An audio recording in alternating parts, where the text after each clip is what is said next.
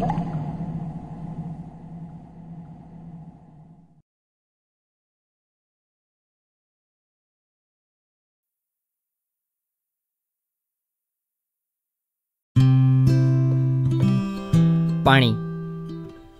आपल्या समोरचा अतिशय महत्त्वाचा प्रश्न. आपल्याकडून कळत नकळत झालेल्या पर्यावरणातील संतुलनाच्या बिघाडामुळे एकंदरीतच पाऊस अनियमित व अनिश्चित झालाय. परिणामी भविष्यात आपल्याला पाणी कुठून मिळणार हा आपल्या संपूर्ण देशासमोरचा एक गंभीर प्रश्न होऊन बसलाय. पण तुमच्या आमच्यासारख्याच काही सामान्य लोकांनी या प्रश्नाच्या अनेक उत्तरांपैकी एक भन्नाट उत्तर शोधलंय, आणि तेही अगदी सहज गाव पातळीवरती. या फिल्मद्वारे आम्ही तुम्हाला त्याचीच गोष्ट सांगणार आहोत.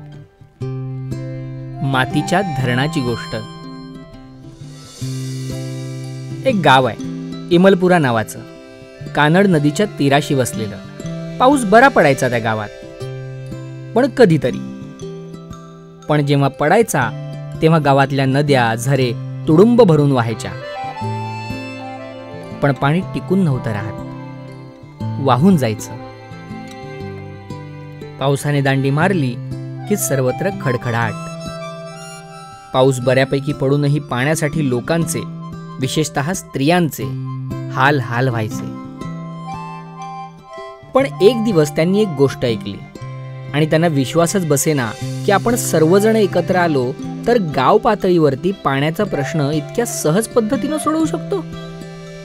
आणि म्हणून त्यांनी ती गोष्ट त्यांच्या गावात खरी करायची ठरवली. त्यासाठी त्यांनी पहिल्यांदा पाणलोट क्षेत्र म्हणजे नक्की काय हे समजून घेतलं. जेव्हा पाऊस पडतो तेव्हा पावसाचं पाणी टेकड्या, दऱ्या, जंगल, शेतं यातून वाहत जात जिथे नद्यांच्या प्रवाहाला जाऊन मिळतं त्या भागाला पाणलोट क्षेत्र असं म्हणतात. इतकं सोपं व सहज समजण्यासारखं उत्तर मिळाल्यानं गावकऱ्यांना हुरूप आला. मग काय, या विषयाचं गाव पातळीवरती बेसिक ट्रेनिंग घेतलेल्या एका व्यक्तीची त्यांनी मदत घेतली आणि सुरुवात केली या पाणलोट क्षेत्रावर मातीचं धरण बांधण्याची. सर्वात पहिलं या मार्गदर्शकानं त्याचा होमवर्क केला आणि गावकऱ्यांना मातीच्या धरणाची जागा व पाण्याखाली बुडणारं क्षेत्रफळ निश्चित करून दिलं. जागा निश्चित करताना गावकऱ्यांनी धरणासाठी अशी जागा निवडली की जिथला दगड हा पाणी धरून ठेवण्याच्या क्षमतेचा होता आणि जिथल्या पाणलोट क्षेत्रामुळे भविष्यात आपल्या शेताला व घरांना काही धोका निर्माण होणार नाही. मग गावकऱ्यांनी नियोजित पद्धतीनं धरणाची जास्तीत जास्त पाणी धरून ठेवण्याची क्षमता काढली व धरणाची उंची निश्चित केली. मग गावकऱ्यांनी प्रत्यक्ष बांधकामाला सुरुवात केली. प्रथम खुर्टी झुडपं, दगडी, वाळू उचलून बाजूला केली. मग नरेगाच्या योजनेमध्ये निर्देशित केल्याप्रमाणे मार्गदर्शकाने आराखडा तयार केला आणि त्या आराखड्याप्रमाणे गावकऱ्यांनी धरणाचा पाया खोदून तयार करून घेतला. आता हा खंदक त्यांना विशिष्ट अशा काळ्या चिकणमातीने भरायचा होता. गावातल्या मोठ्यांनी याबाबतीत अचूक मार्गदर्शन केलं. हे काळं सिमेंट त्यांनी बरोबर हुडकून काढलं. मग काय, ही काळी चिकणमाती सर्वांनी जमवली, पाण्यात भिजवली आणि पाण्याने मस्त घोटून त्याचे गोळे तयार केले आणि चल चल रगड्या म्हणत खंडेला खंदक त्या गोळ्यांनी भरून काढला. गावकऱ्यांनी कामाच्या ठिकाणी आधीच काही चांगल्या गोष्टींची सोय करून ठेवली होती. त्यामुळे बायकांना अगदी त्यांच्या तान्ह्या बाळांनाही घेऊन या कामाला हातभार लावता आला. खंदक ज्या पद्धतीनं काळ्या चिकणमातीने भरला त्याच पद्धतीनं धरणातलं पाणी झिरपू नये म्हणून गावकऱ्यांनी याच काळ्या चिकणमातीने एक कोर वॉल म्हणजेच भिंत उभी केली आणि त्याला खडींनी झाकून टाकलं. यानंतर धरणाच्या बाहेरील बाजू नियोजित पद्धतीनुसार वेगवेगळ्या मटेरियलने भरून काढल्या. यामुळे धरणाला भक्कम आधार मिळाला.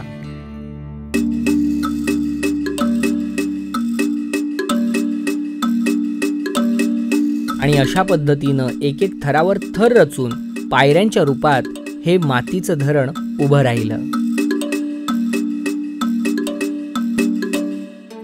आता धरणाच्या बांधकामातला अतिशय महत्त्वाचा भाग तो म्हणजे पाण्याच्या प्रवाहाचा बाहेर जाण्याचा मार्ग म्हणजेच सांडवा. भरतीच्या वेळी ओसंडून वाहून जाणाऱ्या पाण्याला सहज मार्ग उपलब्ध व्हावा म्हणून हा मार्ग त्यांनी मोठा व उथळ ठेवला.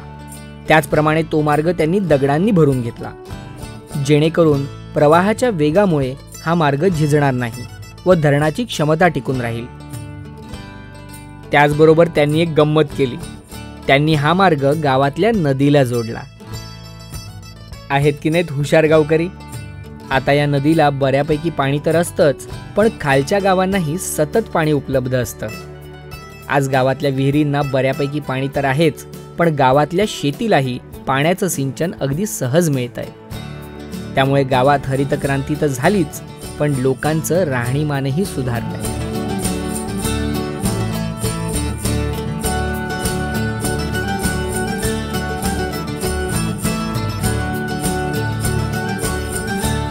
आज पाऊस नियमित नाही पडला तरी गावात पाण्याचे मुबलक साठे आहेत. कारण जेव्हा पाऊस पडतो तेव्हा धावणाऱ्या पाण्याला गावकऱ्यांनी मातीच्या धरणाच्या मदतीनं चालायला शिकवलं. जमिनीखालून हळूहळू सरकायला शिकवलं.